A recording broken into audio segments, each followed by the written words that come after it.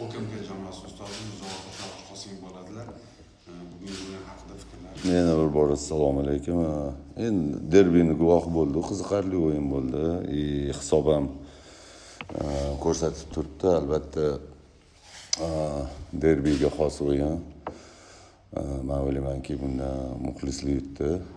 Chiroyli o'yin bo'ldi, lekin futbol yana o'sha 90 minut 3-1 o'ynayotganimizda bemalol g'alabaga yetkazib qo'yishimiz mumkin edi, lekin jon jahdi bilan Metallurg jamoasi ham harakat qildi o'ynashga va albatta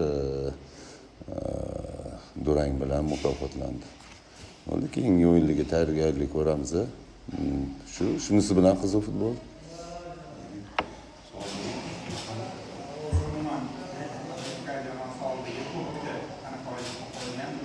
Bize farqi yo'q.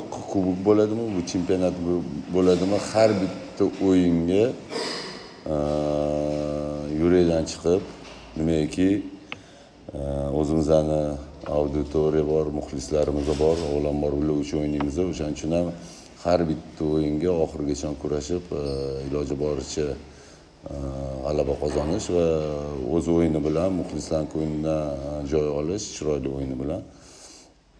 Endi futbol shunaqa, yutqizilmagan komandani jamoani o'zi.